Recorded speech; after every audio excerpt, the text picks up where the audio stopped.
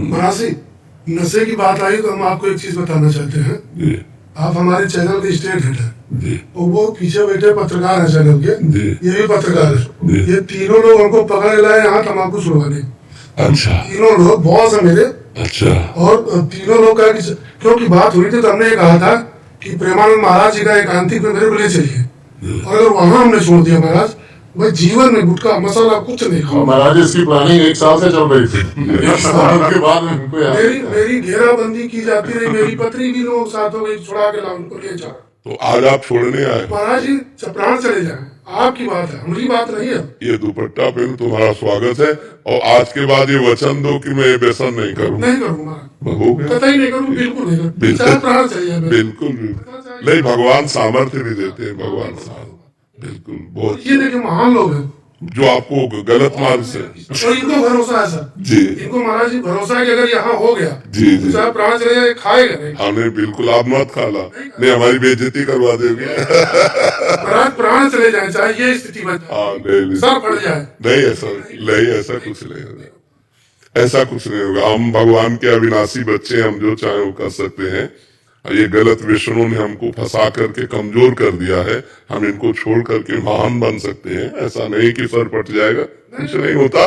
2-4 दिन तलब लगती है और फिर इसके बाद फिर लौंग लेते रहना। जब तम्बाकू मसाला का मन करे तो लौंग इलायची, ये पवित्र वस्तु है। तो महाराज जी आपका चेहरा याद करेंगे जब भी तलब लगेगी। चलो और हम तो श्री जी से प्रार्थना करते हैं, ये जो लोग परिवर्तित हो रहे हैं, जो लोगों को आनंद की अनुभूति हो रही, ये हमारे द्वारा नहीं हो रही, हमारे प्रभु के द्वारा हो रही।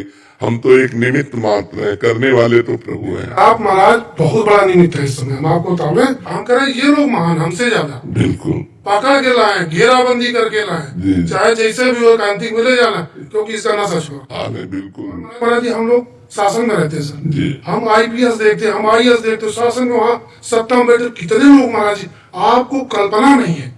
मैं बौद्धिक स्तर जो बड़ा इंटेलेक्चुअल कहते हैं अपने आप को, पूरा प्रदेश चला रहे हैं, नौकरशाह हैं, वो सब महाराज जी आपके शिष्य और मनोभाव से हो सकता है कभी आपके पास, हाँ बिल्कुल, कभी नहीं आएंगे आपके पास, बिल्कुल बिल्कुल, वो आपके परम भक्त हैं, जी जी। बहुत परम भक्त। महाराज जी हम शासकीय पत्रकार हैं, ये हमारे सहयोगी हैं वरिष्ठ हम महाराज कैमरामैन हैं, जी। मेरे से पकड़ के लाए हमको, हम एक आंख से दुनिया देखते हैं।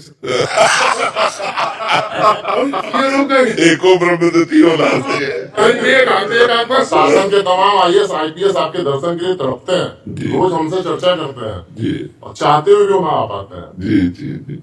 नहीं, जब श्री जी कृपा करेंगे ना, तभी संत समागम होता है। बिनु सत्संग विवेक न होई, राम कृपा बिनु सुलभ न सोई। भगवान जब कृपा करते हैं तो हमारा आपका सहयोग होता है। महाराज जी छोटा सवाल है, बतौर पत्रकार जब मैं इंटरव्यू करता हूँ सरकार के मंत्रियों से, जी, तो सरकार के खिलाफ जाके सवाल नहीं पूछ पाता हूँ, इसके लिए क्या करूँ?